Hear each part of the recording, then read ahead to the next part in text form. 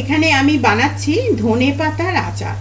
আজকে এই যে ধনেপাতার আচারটা আমি বানিয়েছি, এখানে আমি একটা নতুন কিছু ইনগ্রেডিয়েন্টস দিয়েছি। আচ্ছা বলুন তো কোন ইনগ্রেডিয়েন্টস দিয়েছি? না বলতে পারলে অবশ্যই আমার পুরো ভিডিওটা দেখুন, আমি সেই কোন নতুন ইনগ্রেডিয়েন্টসটা এর মধ্যে দিলাম।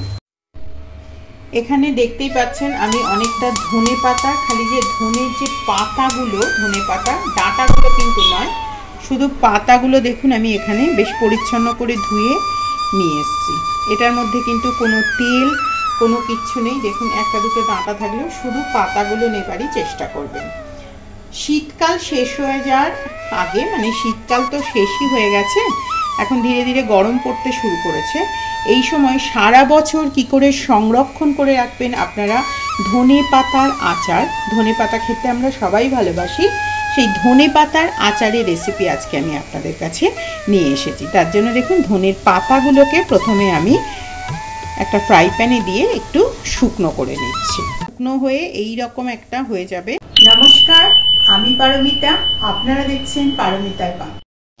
এরপরে আমি একটা পাত্রের মধ্যে প্রথমে দিয়ে নিচ্ছি কিছুটা লঙ্কার গুঁড়ো, বেশ কিছুটা লঙ্কার গুঁড়ো, একটু ঝাল ঝাল হবে। সামান্য একটু হলুদের গুঁড়ো, সামান্য একটু জিরে গুঁড়ো, আর দিচ্ছি এর সাথে বেশ কিছুটা তেঁতুলের জল, যে এটা হচ্ছে তেঁতুল, এই দেখুন এর মধ্যে রয়েছে তেঁতুল, এটা হচ্ছে তেঁতুলের জল। এবারে এটাকে খুব ভালো করে প্রথমে মিশিয়ে নেব। এইটা হচ্ছে একটা কয়েদ বেল, দেখুন আমি নিয়ে এসেছি, আমার হাতে রয়েছে একটা কয়েদ বেল। এবারে আমি দেখুন আরেকটা কয়েদ বেল আমি এখানে কিছুক্ষণ জলের মধ্যে ভেঙে ভিজিয়ে রেখেছি। এবারে দেখুন এখান থেকে আমি কিছুটা এই যে কয়েদ বেলের যে রসটা, সেটা আমি একটা ছাঁকনি দিয়ে ছেঁকে কিছুটা নিয়ে নিচ্ছি।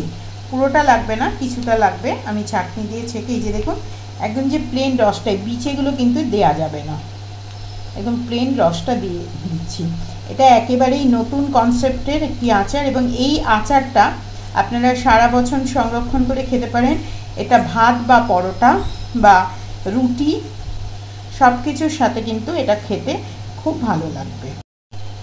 এটাকে খুব ভালো করে আমি মিশিয়ে প্রথমে দেখুন এটা হচ্ছে এই আচারটার একটা মেন মশলা, এটা কিন্তু খুব সুস্বাদু হবে।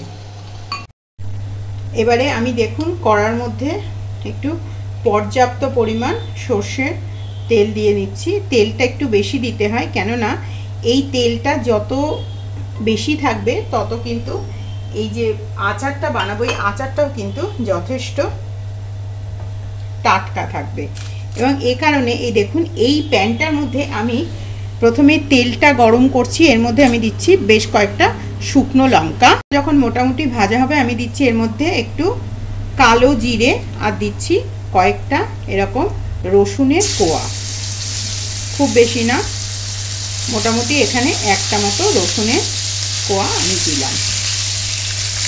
দিয়ে এটা খুব ভালো করে প্রথমে ভেজে নিতে হবে।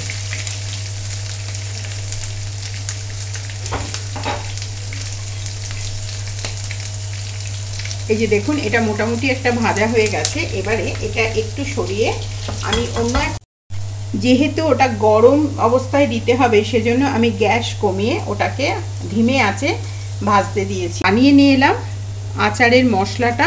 অ্যারাউন্ড 2 স্পুন মতন লবণ, আর তার সাথে দিচ্ছি অ্যারাউন্ড 1.5 স্পুন মতন চিনি। এটাও কিন্তু একটা খাট্টা মিঠা আচার মতনই তৈরি হবে, সেজন্য এই চিনি এবং লবণ দেবেন। অনেকে চিনি দেন না, তাদের পছন্দ যদি না হয় তারা চিনি দেবেন না। এইটা প্রথমে একটু ফুটতে হবে। এই ফোটার সময় আমি যে ধনে পাতাটা এই যে শুকনো করে রাখলাম সেই ধনে পাতাটা দিয়ে দিচ্ছি। এটা কিন্তু বাটবেন না, এটা কিন্তু পেস্ট বানানো যাবে না, কারণ এটা কিন্তু চাটনি নয়, এটাকে এইভাবেই দিতে হবে। এইভাবেই এটা কিন্তু দিতে হবে, এবং এটা এর মধ্যেই শুকনো হবে মোটামুটি। যে এইটা দেখুন যতক্ষণ এটা মোটামুটি একটা গা মাখা মতন সেদ্ধ মতন হয়ে গেছে, এবারে এই যে গরম তেলটা তৈরি হচ্ছিল এইটা আমি এবারে এর মধ্যে ঢেলে দেব। দেখুন এটা একদম মোটামুটি ঠান্ডা হয়ে গেছে। এবারে আমি এটাকে একটা জারের মধ্যে সংরক্ষণ করে রাখছি। এর মধ্যে অবশ্যই আপনারা কিন্তু ভুলেও লেবুর রস দেবেন না। লেবুর রস যদি দেন তাহলে কিন্তু এই আচারটা খারাপ হয়ে যাবে। আমার আজকের রেসিপি, যে রেসিপির নাম হচ্ছে ধনেপাতার আচার। আগামীতে আমি আবার ফিরবো আরেকটি নতুন রেসিপির সাথে। আশা করি আজকে আমার এই রেসিপিটা আপনাদের ভালো লাগলো। যদি ভালো লেগে থাকে তাহলে অবশ্যই আপনারা লাইক, কমেন্ট, শেয়ার করবেন, আর তার সাথে সাথে সাবস্ক্রাইব করে আমার সাথে থাকবেন। আজকের মতো সবাইকে অনেক অনেক ধন্যবাদ।